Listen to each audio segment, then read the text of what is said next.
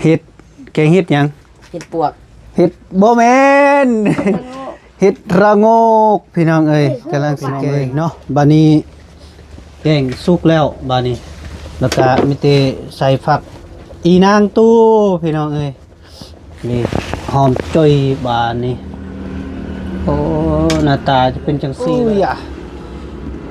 นั่นน่ะโอ้หน้าตาจะเป็นจังซี่เลยโอ้แกงรับรองว่าแซ่บพี่น้องเอ้ยรับรองว่าแซ่บเด้อพี่น้องเด้อ เป็นยัง เอาสีจ น้อยแม่บอก ำเอา เอ้านัวสินี่โอ้ทดไวๆเด้อน้ำหัวโอ้พี่น้องเอ้ยมาเด้อ คำ พี่ เดี น้ ย อ ว ง เล เอ้ ย ย บ่กับใครบ่ คำนี้บ่ ยำนันฮ้อน เราก็เลยคือกันมาทีเดียว ฮ้อนสิได้ขายออกเลยนี่ นี่ใครใส่ถ้วยได้ไม่อยากดิ ข้าวกับข้าวกิโลครับ10 กิโลเนาะ ไปคนละคำเลยนี่ ไป คนละคำเลย มันฮ้อนไหนเอามา อย่าได้ เจ้ากระตักมือโอ้ย เอาไหมเอาไหม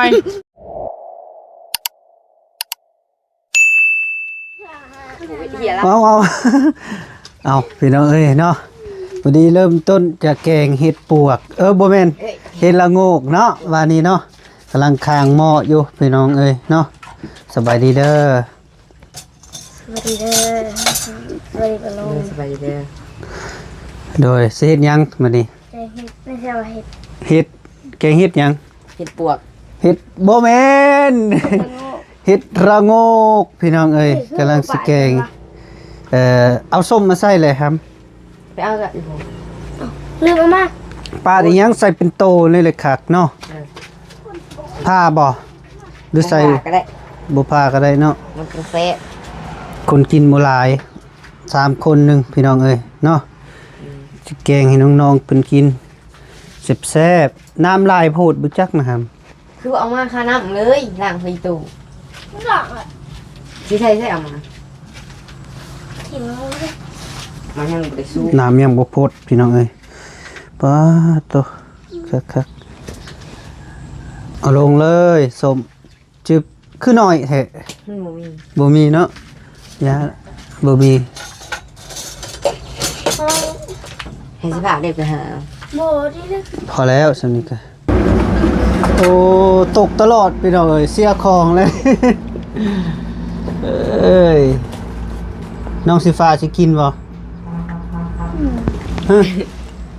กินบ่ กินคือเก่า กินดิบเลยเนาะป้าโทพี่น้องเอ้ยหน้าตาจะเป็นจังซี่เด้อเห็ดละโงกพี่น้องเอ้ยคักๆว่าสิแกงนะแกงสู้น้องๆกิน เพราะว่าผลงานของน้องบุญทวีไปหากับน้องไฟฟ้าโอ้ได้หลายพี่น้องเอ้ยประมาณโลนี่เนาะโลเลย ได้ นี่ บ่ ได้อยู่โล ให้ยังบ่ฮอดซ้ำ เอ้ยเห็ดรุด เห็ดรุดก็บ่ได้กินพี่น้องเอ้ยเอาสต็อกก่อนมาพี่น้องเนาะพอดีน้ำก็เดือดแล้วมีแต่ใส่ปลาแดกก่อนพี่น้องเอ้ยใส่ปลาแดกแล้วก็ใส่มะเขือพงเอาเพราะว่าสากก็บ่เห็น หาสากบ่เห็นก็เลยใส่มะเขือใส่โบรายพี่น้องเอ้ยเพราะว่าน้องบุญทวีกินเผ็ดบ่ได้ใส่หน่อยหนึงเพราะเป็นพิธีแล้วก็ใส่ฟงสุรสใส่น้อยแสบน้อยใส่หลายแสบหลาย สองหวังได้บ่กับ สองบ่วงบ่ เลย พอดีเลยหัวล้าน พอดีแล้วน้องใส่ฟ้าบ่มีผมเลย หัวล้าน มันจังแซ่บ มันจริงแซ่บพี่น้องเอ้ยแกงเห็ดมื้อนี้รับรองว่าอร่อยน้องสีฟ้าขึ้นมาติเงาบ่หากอารมณ์ผู้สาวแล้วบ่ นี่โทรศัพท์ไปมาเอ้ยเดี๋ยว เอเซล พี่คิวใช่ป่ะ ก่อนสิใส่ต้องสลันสะกอนพี่น้องเนาะ สลัมทะลุนิพนธ์ สอนให้นะกล้องอยู่ สิใส่สักบวง เอาบวงหนึงแปลก บวงหนึงเนาะ บวงครึ่งบวงครึ่ง จวดพี่น้องเอ้ย บวง สองไป สองบวงใส่ไปเนาะ เลย จวดโป๊กคักหน้าตาจะเป็นแบบนี้เข้มข้นเลยอ๋อพี่น้องเอ้ยคักอร่อย เฮ็ดแบบนี้นะ เบิ่งซิมเบิ่ง ชิมมึงหรอกป่ะ บริขาดนึงเอาว่าแก้ว ปั๊บมักสาว เราขาดเราเห็นเอง ขาดเกลือหน่อยหนึงเติมใส่โอ้น้ำเดือดแล้วเด้อพี่น้องเด้อเฮาต้องใส่ข้าวเนาะ เฮาต้องใส่ข้าวหน่อยหนึงเนาะฆ่าเชื้อเนาะเวลามันเห็ดที่มีพิษมันอาจจะแก้ได้ข้าว คิดว่าใส่มันเลยสิเราเอาไปง งอ งเลย ใส่หน่อยหนึง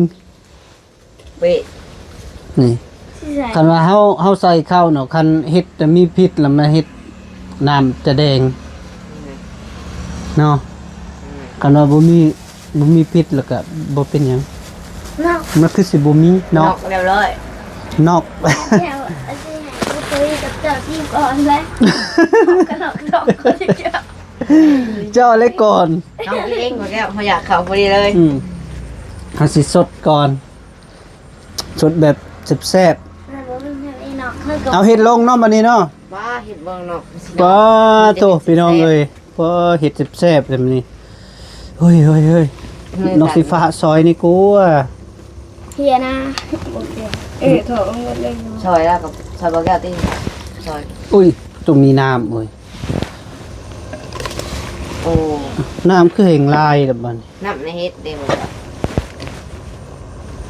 นั่นก็เก่านะฮะ เต็มหม้อจังหน่อยน้ำจะเอาเฮ็ดลงแล้วน้ำ ฮะอุ้ยระวังเอ้ย นั่น หักรับรองว่าบ่มีแยะอิหยังหรอกบ่มีหัดเลย เพราะว่าป้อน้ำลายแท้ พอดีแล้วบ่แก้วมันจังไดสด สดเนาะ เลย หมอปวดแรงกิ๊บหมอก็เลยปวดแค่ค่ะ ใส่แล้วมันก็ ลงไปใส่เด้เป็ดตุเลย เดี๋ยวๆเอาฟืนน่ะใส่ มันจะมีกินไว ไว้ได้แขกอยากเข้าเลยดิปาโทคักพี่น้องเอ้ย แทนที่บ่แก้วมาเฮาต้องเป็นคนเฮ็ดใครบ่แก้วเป็นคนเฮ็ด บ่ไอเป็นคนเฮ็ดเด้น้องเป็นผู้ไปหาเด้เนาะอยู่เจ้าท่ากินไอสิเฮ็ดให้กิน เฮาไปหาสิฟ้าต้องเป็นคนเก่งเลย บ่โอ้ลืมถ้าซิมือน้องสีฟ้า เจ้าได้มื้อนี้มื้อนะสิฟ้า อืม เก่งเป็น เก็บบ่เป็น เก่งบ่เป็นก็หนึ่งเอาเฮ้ย หนึ่งเนาะหนึ่งก็แซ่บเลยปิ้ง พี่กับคนเนาะ เคยปิ้งบ่ เคยจะไปมีรอยันเบื่อเขาก็เลยบริหาได้กินจากเรา3 อันแล้วเขาก็ อย่ามันเบื่อ คันว่าสิเบื่อนี่เจ้ากินหน่อยนึงมันก็เบื่ออยู่แล้ว คันว่าเฮ็ดเบื่อนะบ่ว่าสิกิน3คำดอก คำหนึ่งก็เบื่อเนาะ คำหนึงก็เบื่อ เฮ็ดแล้วงูแค่ปิ้งมันบ่สุกก็มันยืนท้องอยู่นี่ เดี๋ยวว่า ย่านคือกันนะข่อย มันต้องสุกเด้ สิฟ้าสดเลยว่าสุกเลยฮะ ต้องสุกคักเด้จึงกิน เฮ็ดแล้วงูลวกปากได้นี่แหละ เห็นละโงกซ้ำ ของป้าเมียนมาเซลว่าเกิดแป้งตื่น อีหยัง มาขอเอาเกิดแป้งตั้งเงินคืน อืม ใส่ เราเพิ่งซื้อกินแป้งคืนเนี่ย ใส่สมมักม่วงบ่ จะนอนเลยแค่3 ตัวตื่นไป ตอนกลางคืนเบื่อ มาสต็อกก่อนอ๋อเดือดคักแหละพี่น้องเอ้ยโผอ๋อโธ่หน้าตาจะเป็นแบบนี้เลยบดเฮ้ยทางนี้ทาแล้วเป็นได้หำเอ้ยยากแล้วเนาะเห็นว่ามันพดบดยากแล้วเนาะวันนี้เนาะยังบ่จะโอ้โธ่พี่น้องเอ้ยคักบาทนี่ อีวี เชิญแกสุดสิตกอีกแล้วเหมือนหมดเอาพี่น้องเอ้ยเนาะบานี้แกงสุกแล้วบานี้แล้วก็มีแต่ใส่ผักอีนางตู้พี่น้องเอ้ยนี่หอมจ่อยบานี้โอ้หน้าตาจะเป็นจังซี่เลยพี่น้องเอ้ยปุ๊บโอ้มาพี่น้องเบิ่งว่าตกหอมคักบานี้เตะดังเลย เตะดังเลยเนาะโอ้หอมจุยเลยโอ้ยอ่ะนั่นนะโอ้หน้าตาจะเป็นจังซี่เลยโอ้เก่ง มอง รับรองว่าเซฟพี่น้องเอ้ยเฮ็ดเบิ่งสิซีมก่อน ไอ้บีบ่มาเนาะ แมนว้าอร่อยเสียดายบะบี้บ่มาเนาะพี่น้องเอ้ยเนาะ ได้บ่เกี่ยวจอมเลย เอามา ร่างแล้วบ่ สิตักเลยนี่ กินเตียงบ่ แมน กินเตียงกับเตียงความลงหูข้างหน้าเซ็ตรถ หึ หมอแกงฮิตทั้งคนทั้งแกงฮิตไปคนละฝั่งอันนี้ บอก เตียงกับความนี่มันมาหลายคน เจ็บจะได้บ่ดิฮะ มันถึงสีทาเหือนไหน สีทาเฮือนใส่ ดาบมันบ่ดาบมันนะ เอามาบ่ย่านดอกสำนันซื่อ ไปในบ้านคนไหนเอ้ย ๆตักบัดนี้หัวหน้าตักอ้าวตักแกง ทางอื่นเล่น มาพี่เบิ้งสิตักโอ้ตัวพี่น้องเอ้ย ไม่เผ็ดติ๋วลงยุบเลย ยุบเลยเนาะ เขาลงเลยเจียตัวเอง รับรองว่าแซ่บเด้อพี่น้องเด้อ บอกได้ เป็นยัง มาสิจ น้อยแม่บอกว่าให้กินเผ็ด ำกี่โสพี่ทั้งหมดใหญ่เลยว่าอยู่ อย่าจะไหนเป็นเองโอ้ย โธ่เต็มถ้วยเหลืออีก กินแจกบ่ได้ กินอยู่ไสครับ สว่ากินแกงเฮ็ดบ่ได้เด้อมึง น้อยแม่บอก ป่านนี้เนาะ ต้องให้กินเผ็ด ไปบัดนี้บวงเด้อทำเด้อเข้า นั่นเด้อบ วงเอาเข้าตัวคักเลยป่านนี้ อย่าลบแล้วมันก็ ล่มไม่ได้กินเลยความหวังนี่ฮะเฮ้ยโอ้ยเห็นยางไวเลยโอ้คักพี่น้องเอ้ยมุมกองทางใดได้ ทางนี้ นี่แดงนี่ก็ ทางนี้เอาอะไรบ้าง แจ้งบ่แจ้งคักบ่โอ้มาจิ้มก่อน ก็เอา จิ้มก่อนจิ้มแล้วบ่ ยัง ตาขาว ป้าโถพอดีแหละเหมาะกับบรรยากาศพี่น้องเอ้ยอยู่ทงไฮทงนาเลย ยา โอ้โถ ยังเฮ็ดบ่อยากปีก ถอยไปพุ่นอีกหน่อยหนึง นี่บ่ เฮ็ดน่ะโดย ถอย ถอยออกไปพุ่นเฮ็ดน่ะสิบ่เห็นถอยโอเคโถคัก เอาไปแก้วนั่นซะเลย นี่เอาบอกมันเขานี่บอกแก้วนั้นนี่ มาพี่น้องมาเด้อแกงเฮ็ดกินแกงเฮ็ดแต่เช้าพี่น้องเอ้ยแกงเฮ็ดผลงานน้องบุญทวี กับน้องไฟฟ้าพ่อแม่พี่น้องมาพี่น้องมาสบายดีเด้อบ่สุขทุกคนมากินกันเอ้ยน้องแม่งเบิ่ง โอ้ย ไปไหมเจ็บ เสร็จมันก็ฮู้อยู่ มาเด้อพ่อแม่พี่น้องบ่สุขทุกคนสดแกงเห็ดแซ่บๆเห็ดร้อน ชิมก่อน ๆโอ้ยแกงเห็ดร้อนๆพี่น้องเอ้ย หาสิแซ่บอยู่ รับรองว่าอร่อยอยู่มาพ่อแม่พี่น้อง แซ่บ มาเด้อมาทานกินคน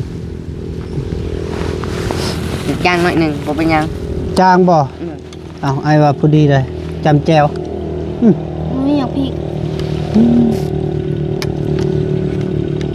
เกี่ยวกันสิบ่เกี่ยวจ้างกันมาอยู่พี่เกี่ยวกันบ่วะ เปิด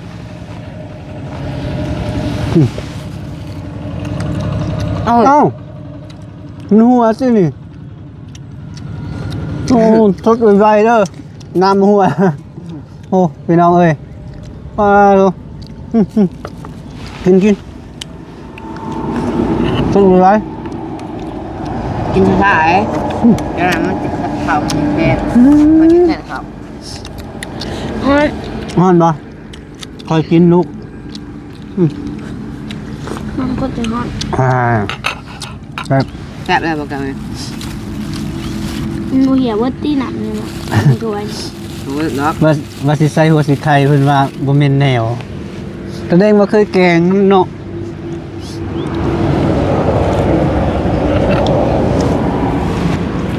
ใช่บ่ครับ เห็น ค แล้ รั ว บ ตรงนี้ไข่มัน แม่น มันจึงจะแซ่บ ไข่มันบ่ ไข่เห็ด ไข่เฮ็ด โอ้ไข่ใหญ่นี่มาเด้อ คำ พี่ เดี น้ ย อ ว ง เลยบอกกับไข่บอก คำนี้บ่ยำมันฮ้อน เราก็คือกันมากินเลย ฮ้อนสิได้ขายออกเลยนี่ นี่ใครใส่ถ้วยได้ก็อย่างที่ เข้ากับข้าวกิโลครับ10กิโลเนาะ ไปคนละคำเลยนี่ ไป คนละคำเลย มันฮ้อนได้เอามา อย่าได้ เจ้ากระตักมือโอ้ย เอาไหมเอาไหม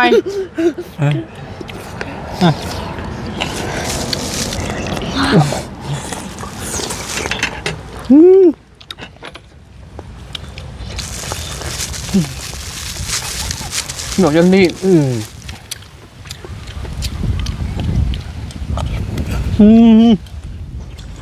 ครับ มาฮอนลมมีนะครับเอา ลมเป่าให้เอ้ย ฮอนทั้งเลย ทีนี้เขาตักมาเขาก็เอากินเลยเอาละ ทัก นี่ มา ลมพัดแบบ เปล่ามันอากาศคัก เปล่าๆก็ได้ หนึ่งมิว เขาโคตรเคียว เขาโคตรงามเลยเขานองไฟฟ้ากับนองมุตะวีเกลียวงามแตกกอโอ้ตัวลูกเลยเด้อหยาแต่ละมือ มือเขาสาบ จึงเกลียวสบาย มือเขาลงไปสามหัน นี่ หึ เอาไม่บอกแก้วตัวนี้เขาหายเจ้า ตัวใด เนี่ยบอกกันเอาเลย เนาะ ไป มาอืม คำเดียวอีกบอกกันใช่ปะนี่ตัวนี้กัน อืม ฮอนฮอนไปแล้วไปแล้ว อ้าวนู่นทำกินเนี่ย แซ่บพี่น้อง ตายคนแห่งสิแซ่บบ ะบี้ประมาณเนาะ นี่ กับบะลี นี่ดอกนี่น้อยนี่เอา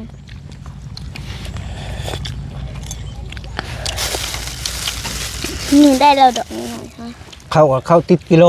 น้องเพิ่นว่า เข้าติดสิ่ง ที่ปูไปนี่ ติ๊กคือเก่า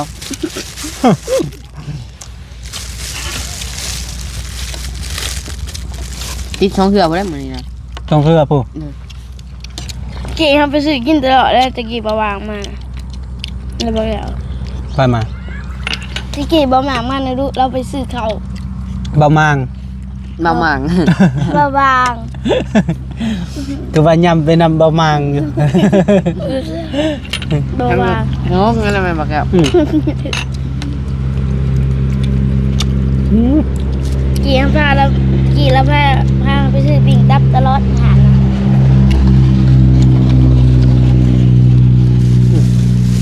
ปิ่งตับเนี่ยปิ่งตับแห้ง ถูกต้องปิ่งดับเองนะ ปิ่งตับกระเด้งแห้งอะไร ก็เล่นก็เลยเนาะ ต้องหาไข่หน่อยนี่ไข่ โอ้เหือดแตกไปน้องเอ้ยมาเด้อมาเด้อปลาลุงเด้อ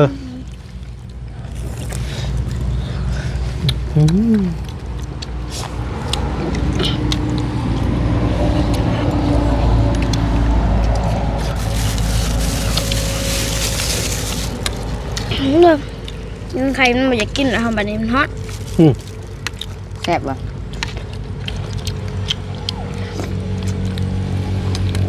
นี่บอกแก้ว ให้ลงไฟฟ้า ใ ต้องเชิญเจ้าแล้วดอกมันที่ไหน ดอกมัน นี่เอาดอกนี้เอานะ แซ่บ กินดอกน้อยว่าแก้วจะเป็นตัวใหญ่เขาเป็นตัวน้อยให้ทุกคน นี่ของอายนี่ แซ่บเลย แซ่บน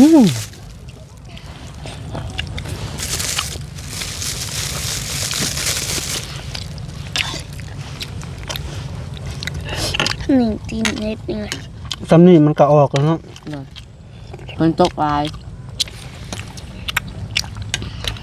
มันตกโตดอกไงเว้ย พักมันหายไปใช้เบิดแล้วพักอีก คนตกดุเลยดินเน่ามันก็ออก ฮ้อน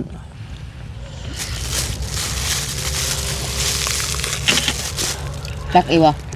แหมตกดุได้ กินเบิดก่อนอย่าเฮ็ดมันญาติใส่ไม้คือได้อืม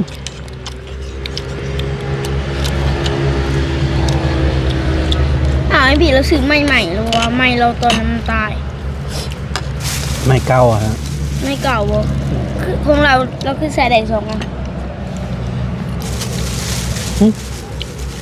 นไหนนอกจากหนึ่งตกหนัง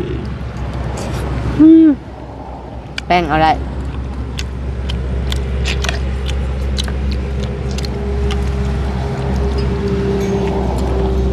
ตอนไหนเราแป้งแล้วตัวไหนกัน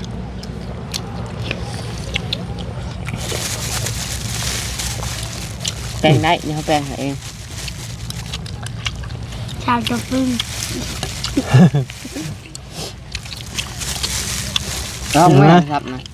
ครับลองมือแป้งให้ดอก รอว่าแกมันจะตายเนาะ เอาเงินมาจะแป้งไหม ลงจุ่มน้ำฮะ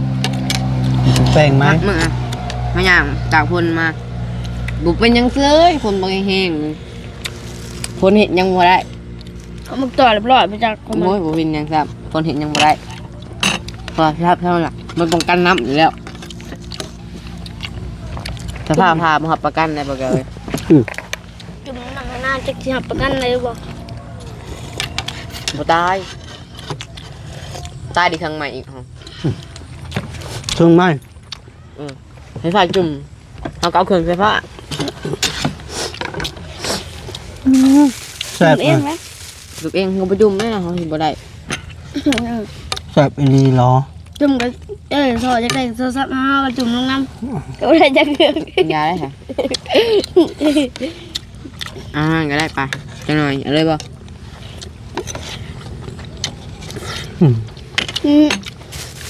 บอก ได้ไหมครับ บุญทวีแกงจะกินจากค เนี่ยใครแก่ ำว่าบุญทวีแกงให้กินจะกินจากค มันจะมีแกงนะเพื่อนไม่ได้เคยแกงเลย ำนึ่งบ่ เป็นมื้อวัน บ่อย จนอิ่มเนาะลุงซอลุงนอมแล้วมาอย่าง แล้วงอ ๆมันมีเงาแห้ง เราเอาเฮ็ดมาให้ มันดีละเอิญเลย ถึงในห้อง นี่ละเอิญเลยไม่ละเอิญมันกล้วยบ่ จุ่มไปเลย กล้วยสิกล่องเจ้ามืดกับมืดบ้านพี่ตกนรก ไปได้ไหม แล้ว เอิญ ใส่เกือบดีๆก่อน แล้วยัง แล้วเบิ่งลุงเอิญ ไปเบิ้งไปลุงขึ้นมาหาพี่น้อง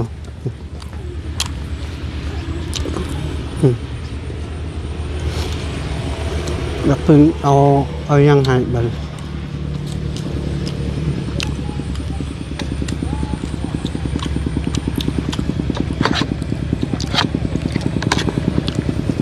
กินท่าน้องไฟฟ้าเนาะ มัดอันนี้ได้ปะเกย เบิดบ่เบิด มัดเอายังว่า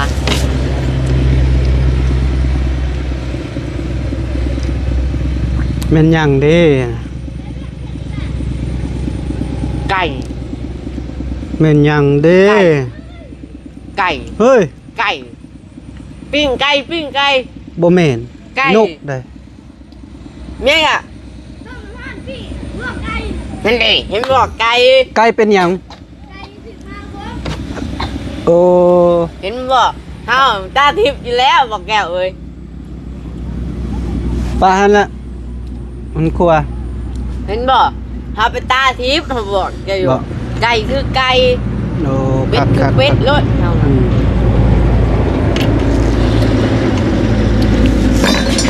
จะผ่านหนุกโมเมนต์บอก มากินต่อตักบัดนี้บุญทวี ปีไก่ ตัก เขา อีก บอกแก้วบอกแก้วไปให้เถอะมานี่อยู่นี่เลย มาบอกแกเนาะปีไก่ ตักปลาโตยังลายพี่น้องเอ้ยระวังเด้อถึกไม้ครับ เอาเลย น้ำมาใส่ลายก็ได้ ตักเอาติด ต ต้น ได้แล้วเลือดนำ นี่ลายบ่เอาว้าตักอีจนสิหลน มันเหมือนอย่าห่อนมันบ่อยากแสบว่ามันอย่าห่อนเลยนะ หรือยาฮ้อนแล้วบ่ ตกแซ่บแล้ว โอ้เจ้าคือฮู้ว่ายาฮ้อนแล้วมันบ่อยากแซ่บ มันบ่ห่อนเด้ เขากินหมูกระทะเลยปะ อ่า มันยังแซ่บ ดาดเนาะ ดาวรู้สึกว่าเรียบร้อยเอง เอ้ายาฮ้อนแล้วบ่ ได้แล้ว พอดี ถ้าว่าห่อนบ่ห่อนเลยจังนิดหนึง น้องสีฟ้าว่ายาฮ้อนแล้วบ่ เนาะ แซ่บ แก้วเขากินก่อนหมูจักเป็นยังเลยไม่จักอิ่มจักเป็นอะไรบ้างจักลิ้นอะไรแบบนี้กินเขาตักกินตะเกียน มันอิ่มเนาะเห็นบอกคือน้องไฟฟ้าเป็นว่าบุยากเฮ็ดก็เราก็บุกิน กินแต่แจ้วเลย อืมกินจับจ้า ถ้าอีตู่บุญวิตักบ่แบ่งเขาเลย เอ้าปากกตู้มันน้อยเดียว เป็นชื่อระหว่างแกงเฮ็ดระหว่างแกงผักอีตู ดมกินมาก็ดีแล้ว แกงเฮ็ดเนาะบอกแก้ว อืม ผักติ้วยังลายพวกเหรอวะ น่ากินแซ่บจ้ะ นี่เลย กินผักติ้วไป ไป พี่น้องกินแล้วค่ะ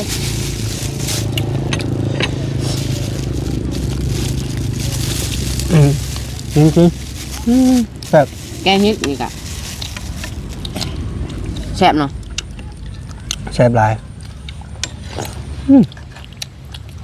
เอาแม่บอกแกเอาแพงจะได้ดองเอาแพงเจ้า แพงบ่น่าใช่ ส้ม สมบ่ไม่บอกแกเขาจริงเลยตัวนี้ เนาะจ้ะจำแจ่วกับเผ็ดเนาะ เผ็ดเลยหวยอย่ากวนนะ เอา แต่เฮ็ดเชิดตอนเขาถึงน้ำ เบิ้งตอน จำแจ่วกับเผ็ด ตอนเห็นเป็นตอนเฮ็ดบ่ เบิ้งสิลองกิน ยังและตอนสุดท้าย ใครจะมันมาห่อนเนาะครับ อืม ปลาใหญ่พวกแบบเอา เอาวะ คืองวงสร้าง จำแจ่วกับเผ็ดเนาะค่ะ เผ็ดเลยเนาะจำแจ่วมันแม่นจำสร้างเลย นี่คือฟังมันแซ่บได้สำคัญได้มันบ่มีเลย ไปจำไม่งวนนะ ว่ามันบ่แซ่บ จำตัวมันได้อย่ามาคั่วได้เบียร์คั่วซอย จำซอยจุเลยเขาฟังเลย สจุสร้างมา เฮ้ยหาเอาคุณพี่เลย เอา พอดี บ้าน เลย นี้ครับบ้านนี้ที่จ่ายเงินเสียค่าได้จ่ายทำไปจ่ายเหรอ เขามาจับไฟฟ้า จับกว่าจับมือเฮ้ยแล้ว ไอ้บอกเขาเนาะเราไปจำงัวเขาไปอยากจ พอเบิดเซยพี่น้องเอ้ย3 คน นั่งไก่ยิงไปหัวเอง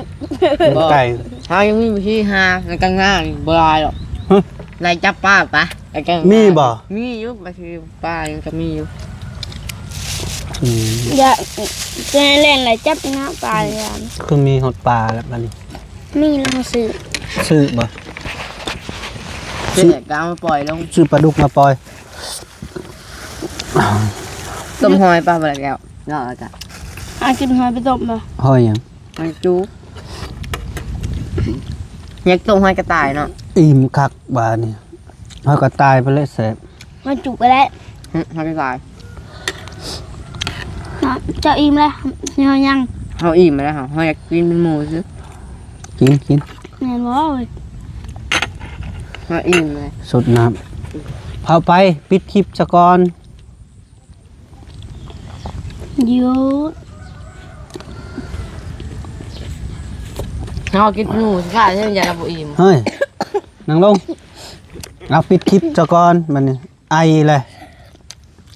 มัก สมัครสมัครคุมเสพเนาะมาพี่น้องมาพอดีพาน้องๆเพิ่นกินข้าวกินน้ำก็เรียบร้อยแล้วพี่น้องเอ้ยกินแกงเห็ดกะเบิดยังเลือดแต่น้ำโตน้องสีฟ้าก็ยังสดอยู่พ่อแม่พี่น้องเอ้ยเนาะเอาคลิปนี้กะอำลาก่อนเด้อพ่อแม่พี่น้องบ่สุขสุขคนจงมีสุขภาพแข็งแรงอย่าเจ็บอย่าจนอย่าขาดอย่าสนโซมานร่ำรวย โดยบ๊ายบาย ดิ่ม